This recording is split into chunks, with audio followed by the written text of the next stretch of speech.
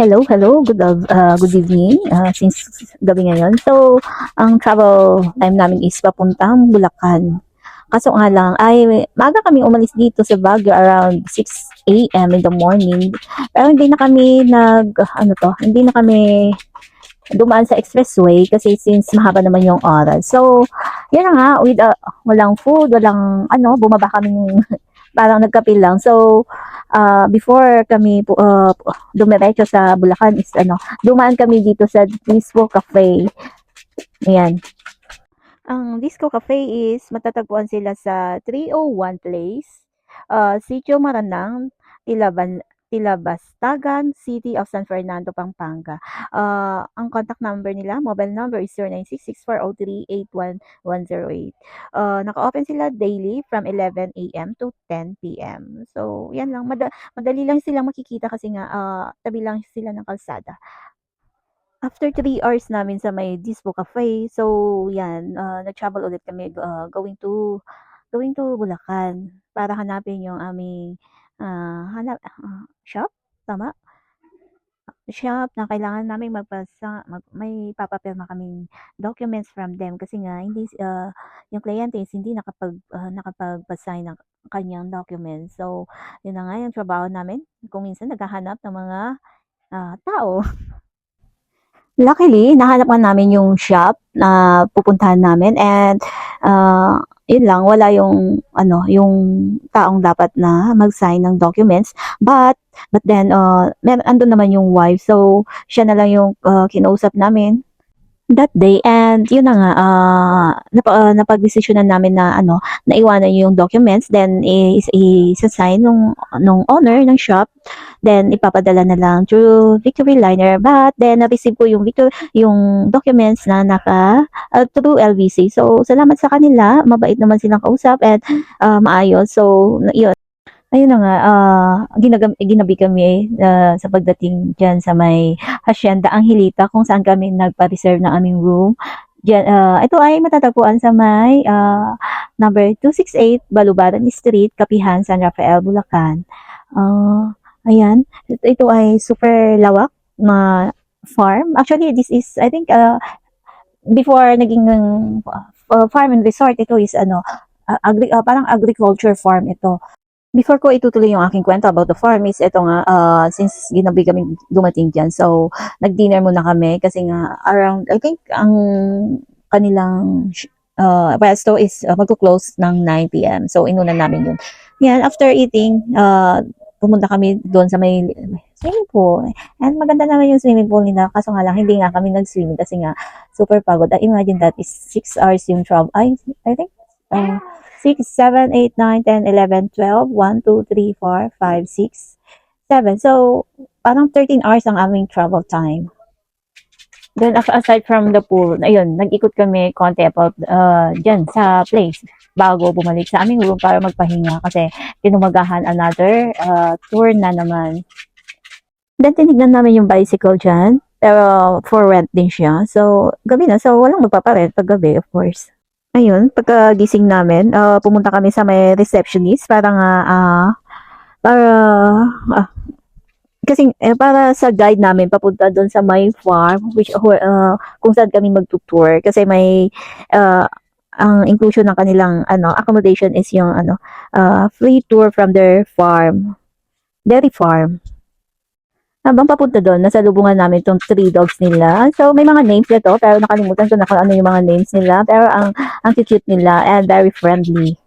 Ito naman yung way namin papunta doon sa farm. Yun na nga, super lawak. Medyo, pwede namang lakarin. Kaso nga lang, ang mahaba-habang oras ang aksayin mo pag lalakarin mo. So, may, ang tawag yan, go-kart ba? Ang tawag dyan sa kanilang, pinangsiservice sa mga kliyente ng kanilang resort, farm and resort, di ba? Ayun na nga. Malapit na kami dyan. So, kagandahan lang dyan. Marami kang makikita. And marami ding activity pag dito ka mag-stay. Pero kailangan talaga ng longer time para ma-experience mo lahat, di ba? At tingnan mo naman yan. Super, super lawak. Elaborate ko lang yung mga policies ng Hacienda Angelita. So, yung first is cancellation policy. Modification.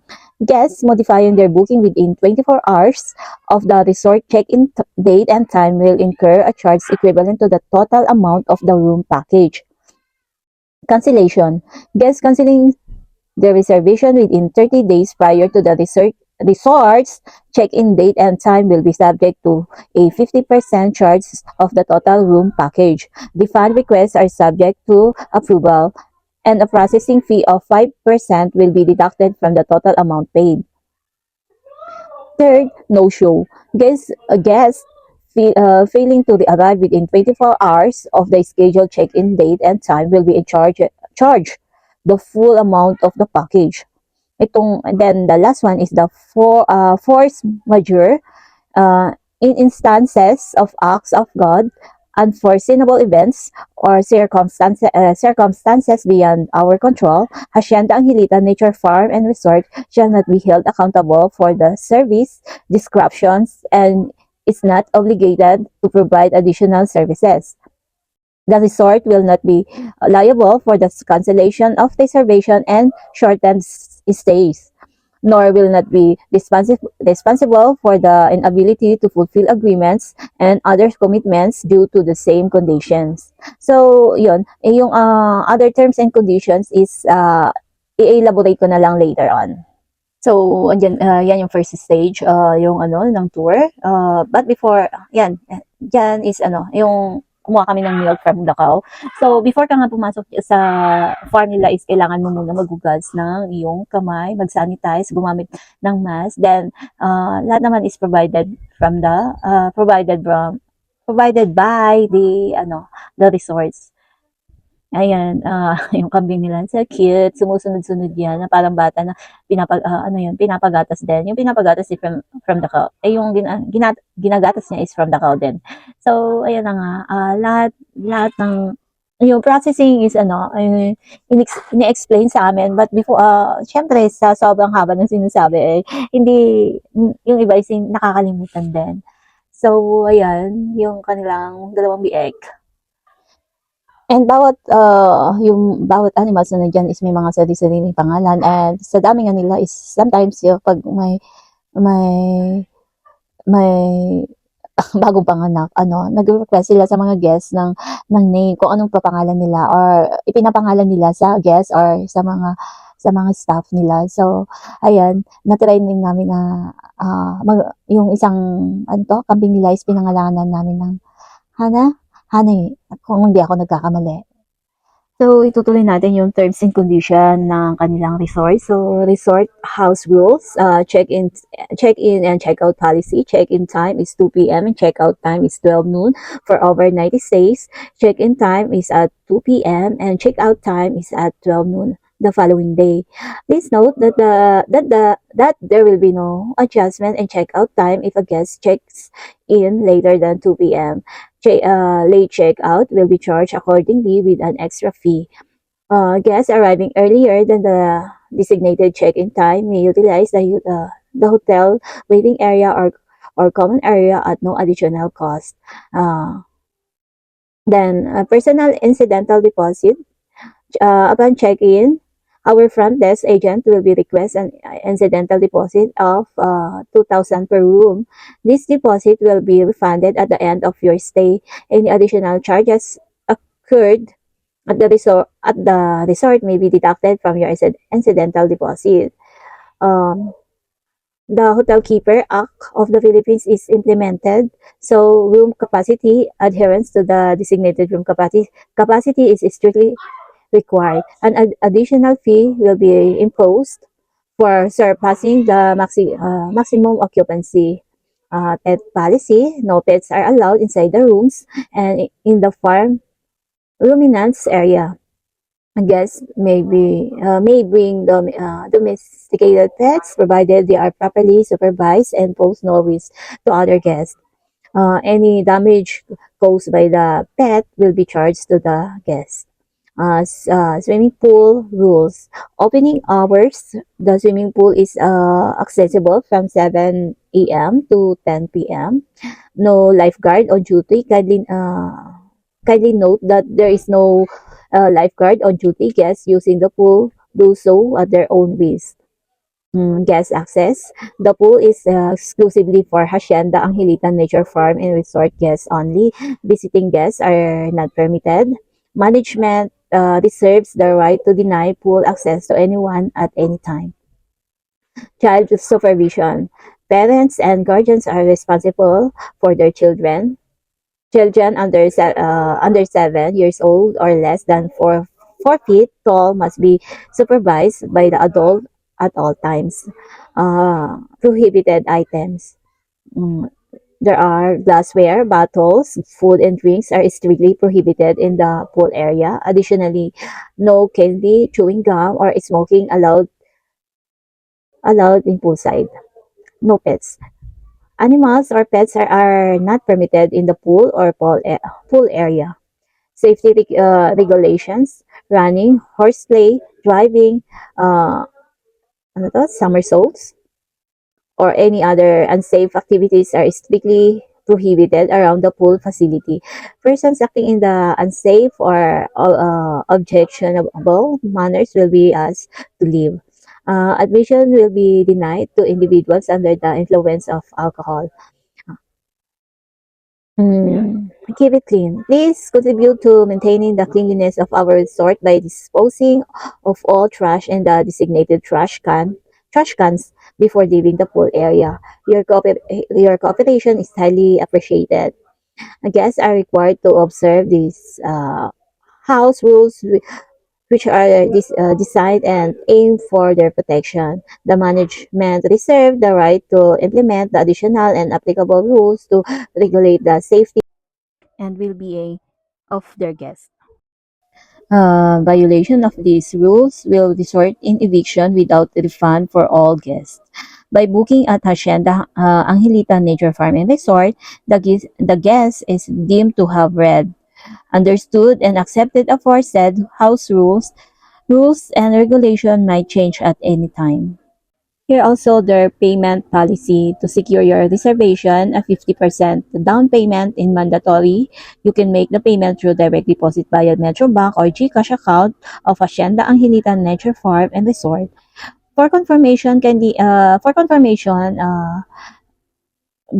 forward a copy of the validated deposit slip to the Gmail account, which is front office dot harfar at gmail.com. The remaining balance must be settled on or before check-in. And please note that the payments by check are not accepted. So your reservation are confirmed through presenting. They are the list. Number one, a deposit slip or bank transfer slip or any proof of payment, original or photocopy. Number two, any valid ID that contains all the information needed in the booking process, providing that you are of legal age, that all the information you provide as part of the booking process on this platform are accurate, and that the credit card used is your own. Mm, any of the aforementioned requirements that cannot be met and verified may result to cancellation of reservations. A letter of confirmation by the resort reservations through email will be sent to you if the reservation is completed. Upon check-in, their front desk agent will request an incidental deposit of 2,000 per room. This deposit will be refunded at the end of your stay. Any additional charges accrued at the resort may be deducted from your incidental deposit. Yan lang, yun ang kanilang payment policy rules, house rules. So, yun na nga, pagkatapos ng farm tour, tinur naman kami sa mga kanilang accommodations na nilibot kami. Yan yung first stop namin. So, every unit is may sariling pool. Meron din naman yung mga unit na walang pool. Pero syempre, mas higher price yung may sariling pool. Ayan. Super lawak talaga. And actually, meron pa silang, since kinukulang sila ng rooms, may construction pa silang ginagawa. Additional construction para sa mga rooms. Ayan. Maybe yan is pagagandahin pa lalo. Uh, and according to the staff, super bait daw yung owner nung resort na yan. Lahat ng nire-request nila na needs or kailangan ng resort is pinoprovide niya. Habang nililibot kami, may mga, ayun, yung tour guide namin, habang nililibot kami is, of course, ang trabaho ng tour guide is nagsasabi ng history about the farm, kung paano to nagawa, kailan to nagawa, parang ganyan. So, eto nga ay, before, ito ay isang, agricultural farm. So, after pandemic yata, or before pandemic, sa kanila kinonvert into resort, farm and resorts. Meron pa rin naman yung farm nila, dairy farm, kaso nga lang, syempre, naidagdag na yung resort. And nakikulab nga sila sa TESDA. So, lahat ng training from TESDA is nandiyan nag-train. Marami sila, of course, marami sila natututunan din, dyan, kasi nga, this is agricultural farm before, and until now naman. So, yan na yung kanilang, family, yung pang maramihan na accommodation. Ito ay, two-story building, may sarili din itong, swimming pool, I think 2 bed or 3 beds. Then dun sa taas is may dalawang CR. So, na-accommodate nito yung pang 30 packs daw. Ayan na nga, nagkakalaga ito ng, kung hindi ako magkakamali, is nasa 25K. May na yung memory natin. So, yun na nga. Magandang pang family or any event na pwede nyong i-organize dyan. Well, sa sobrang lawak nga nito, and hindi ko na alam kung anong sasabihin ko. Naubusan din ako ng sasabihin ako about dito. Pero maganda to, maganda itong hacienda ang Hilita, nature farm and resort, kasi nga ay nako, hindi ko na alam. Super lawak. Maraming activity na pwede mong gawin diyan. Ayan. Meron pa nga sila, according to the tour guide namin, according to our tour guide, merong isang company na laging dito niya laging hiniheld ang team building nila. Kaya nga yung isang animals nila is pinangalanan dun sa company na yun. Pero code na lang kasi mahaba. Hindi ko na rin ma-remember kung ano yung company na yun. Pero parang may, ewan ko, CI? Kung hindi, CS? Ganon? Yun na. Bahala na. And meron din silang Century Mango Tree yata yun, na kung saan nila ginagawang garden wedding. Doon ginaganap yung garden wedding ng isang ikakasal. Malawak naman doon. Parang nilalagyan nila ng decoration, and basta ganon, ewan ko, basta ganon ang ginagawa nila. So, yan naman is papunta kami sa may Casas kasi tatlo nga yun sa casa nila, the Casas, di ba? So, yan na nga pala yung sinasabi ko kanina na Century Mango Tree nila, where pwede kang ikasal, pwedeng ginagawa nilang garden wedding yan. Garden wedding area nila. So, ayun na nga, yung sa Casas nila is same, pare-parehas naman yung design doon. Kasi nga, pinagkaiba yata is yung pool nila. Pero, ako ang pamimiliin mo is mas better yung nauna namin pinuntahan, kasi nga, doon, pwede ka mag-video, okay, pwede, mas malaki yung pool nila, then, malawak doon yung sa baba, kaso nga lang, kasi, parang, sa bed yata is, mas okay yung sa Casas nila, sa mga casa nila. Then, and yun lang, kasi newly build yung mga casas nila, the casas. So, mas, pag bagong gawa, of course, mas maganda yung design, mas modern, of course, di ba? Ayun na nga, nakakapagod na magsalita ng almost 23. Itong video ito is 23 or 24 minutes, di ba? So, naubusan na ako sinasabi dito. So, yan na yung the casas nila, di ba? Modern yung design. Ayan, nilibot, since pare-parehas naman yung design nila sa loob, isa lang yung nilibot namin. And, ayun na nga, ayan naman yung bandang, ay, interruption. Since tagal ko nagre-record dito, pati yung aking mini microphone is nalobat na rin. So, siguro mag-iba yung boses ko dito here. Since wala na akong time na mag-charge pa, then bago ko record na naman is yan na yung ginagawa nilang wala pang nakikita dyan, pero yan yung umpisahang building para sa accommodation nila. So, yun na nga ang kabuuan ng aking kabuuan ng ewan ko kung kabuuan nito o kung may mga hindi pa kami nalibot. Siyempre kasi kulang din sa oras. Kailangan din namin umalis agad yan. Kasi yung tour namin dun sa may, is I think 30 minutes dun sa farm nila. Then, nag-tour pa kami dito. So, siguro almost an hour din. So yun na, since malapit na matapos ito, pabalik na kami sa doon sa 4-hour breakfast. Kasama naman yung breakfast namin is kasama sa accommodation fee namin. So, free siya. Well, regarding sa food naman nila dun sa Casa Angelina is goods. Satisfied kami, unlike yung mga ibang pinuntahan. Sorry for comparing, pero talagang nakaka-satisfy yung pag-stay namin dito. Even though na hindi ganun katagal, parang usually ganun naman yung nangyayari sa amin pag taong-taong pumupunta kami sa mga ganyan-ganyan is kinukulang talaga kami sa oras, hindi namin nalilibot yung mga places, yung buong kabuuan ng isang hotel or resort. Parang lang, ang nangyayari is kain tulog, then konting tour, di ba? Yung other activity nila is hindi na namin nagagawa. So, yan na nga, breakfast time after leaving the place.